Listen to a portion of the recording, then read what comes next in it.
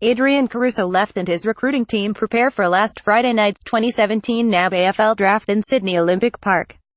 The Giants' recruiting team had to work harder than ever to ensure they remained big players at the 2017 NAB AFL Draft. AFL.com.au's Adam Curley was given inside access to the Giants' camp in the lead-up to the last Friday's event to see how they went about securing their future stars. Since their inception, the Giants have had handfuls of high draft picks and academy products to gorge on inside the first round, relieving some of the pressure on the Giants' national recruiting manager Adrian Caruso and his offsiders.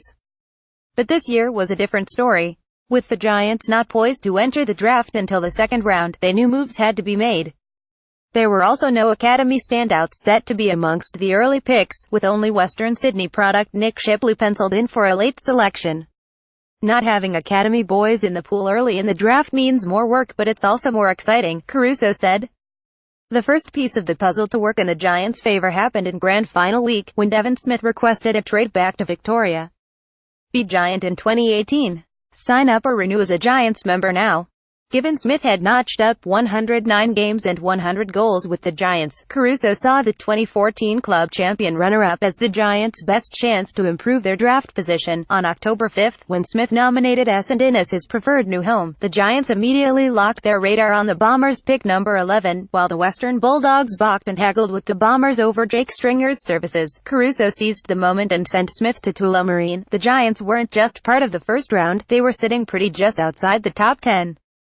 When you're doing your work on the eve of the trade period, you're looking at where you need to get up to, and get the type of player you want, Caruso told AFL.com.au just hours before the draft.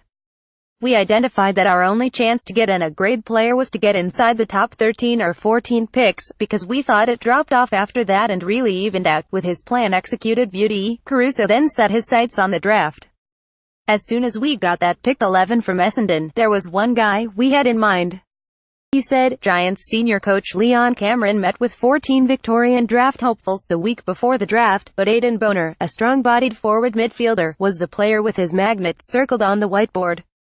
Even his two knee reconstructions couldn't discourage his suitors.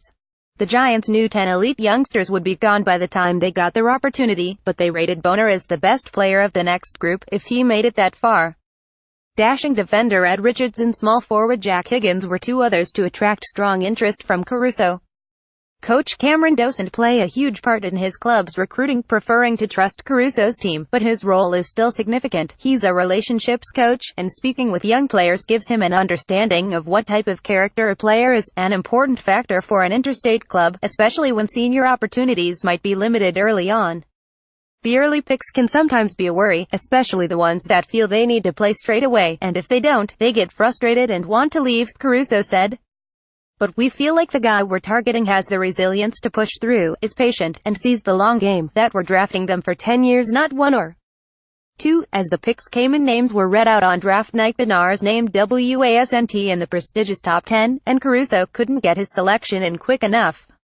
And when the Giants took Shipley in the 4th round to give them their first ever local academy signing, a move which drew rapturous applause from the hometown crowd, it capped off the night when AFL.com.au caught up with Caruso post-draft. He was understandably ecstatic. Everything went to plan, so we're really happy, he said. The Giants couldn't wait to give Boner and his family a tour of his new buddy home, so given the draft was 2 minutes drive from the club's headquarters, the locker room was opened up, where 2018's available jumper numbers were laid out for the newest Giant, with Smith, Matt Kennedy, Nathan Wilson, Steve Johnson and Shane Mumford all departing the Giants this year. There were some prized lockers up for grabs, but Boner wasted little time choosing the number 10.